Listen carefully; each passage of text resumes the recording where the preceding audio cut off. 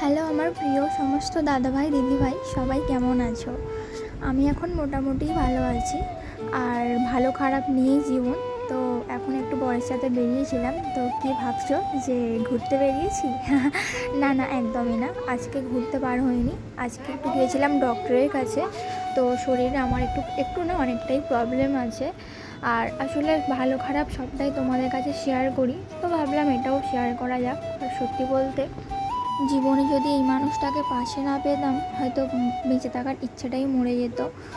তো ওকে নিয়ে আজ অনেক ভালো আছি। আর ভগবানের কাছে আমার অনেক অনেক ধন্যবাদ যে জীবনে এরকম একটা মানুষকে পেয়েছি। তো যাই হোক, ও আমাকে অনেক সাপোর্ট করে, ভালো খারাপ সব কিছুতেই সাপোর্ট করে যে জীবনে ভালো খারাপ থাকবেই।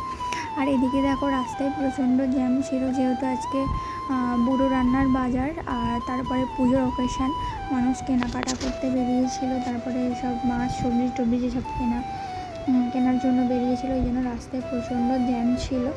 তো তোমাদের সাথে গল্প করতে করতে ফাইনালি আমি ডক্টরের কাছে চলেই এসেছি। মাঝে মাঝে একদম কিছুই ভালো লাগে না, খুব মনটা খারাপ লাগে যে কবে এইসব রোগ টোগ থেকে মুক্তি পাবো আর কি।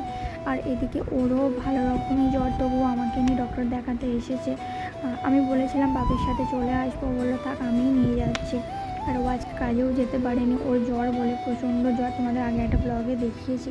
আর এদিকে আমি হাঁটছিলাম দেখো, আর দেখলে কেমন হাঁটতে হাঁটতে আমি ঠোক্কর খেলাম। আমার সাথে প্রায় এই জিনিসগুলোই করতে থাকে। আমি তো ভালো করে হাঁটতেই পারছিলাম না। তোমরা আগে একটা ভিডিওতে দেখেছো যে আমার পায়ে পড়ে গিয়ে পায়ে আমার মোচড় লেগেছে, সেজন্য একটু খুঁড়িয়ে খুঁড়িয়ে হাঁটছিলাম।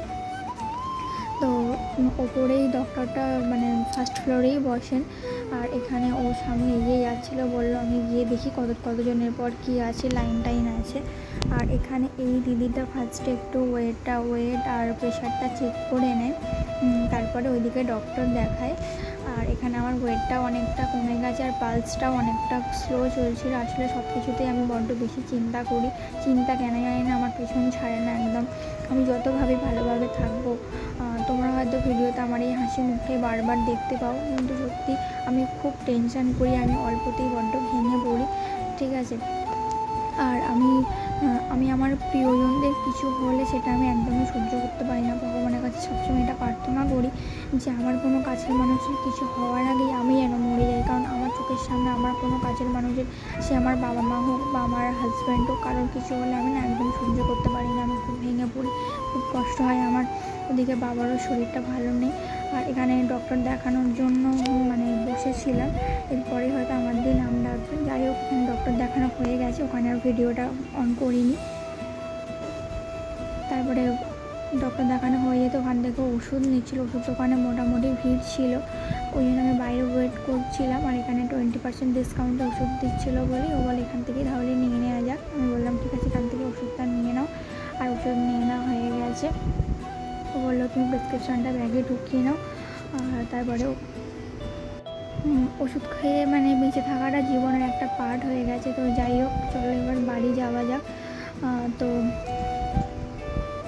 এখানে ওনার বাড়ি যাচ্ছিলাম, বাড়ি যেতে যেতে গল্প করছিলাম অনেক কিছু। তারপরে ওকে বললাম একটু মায়ের দোকান থেকে ঘুরে যাই, মায়ের জন্য খুব মন কেমন করছে। তো তারপরে এখানে মায়ের কাছে একটু এসেছিলাম, মা বাপি দুজনেই দোকানে ছিল। মা আমাকে বলছিল তোর মুখটা তো শুকনো শুকনো লাগছে কেন। সত্যি আমি এই কদিনে অনেকটাই রোগা হয়ে গেছি। বাপিকে নিয়ে, বাপিও দেখো অনেকটা রোগা হয়ে গেছে। বাপির তো কিছুদিন আগে হার্ট সার্জারি হয়েছে। আর সত্যি বলতে মায়েরও শরীরটা ভালো নেই, মাকেও এখন সবটা হ্যান্ডেল করতে হয়, ঘরের সমস্ত কাজ, বাইরের কাজ। তারপরে বাপিও আগের মতো আর দোকানদারি করতে পারে না। এখানে আমি বাপিকে বোঝাচ্ছিলাম বাপি ভালোভাবে থাকবে, তোমরা ভালোভাবে থাকলেই আমি ভালোভাবে থাকতে পারবো। আর বাবা মার জন্য খুব কষ্ট হয় যে ওনাদের জন্য আমি কিছুই করতে পারলাম না। তারপরে এখানে বাড়ি চলে গেলাম। আর বেশিক্ষণ ছিলাম না, 10 মিনিটের মতো ছিলাম। তো চলো আজকের মতো এখানেই শেষ করলাম ব্লগটা। ভালো লাগলে সবাই লাইক কমেন্ট করো, টাটা।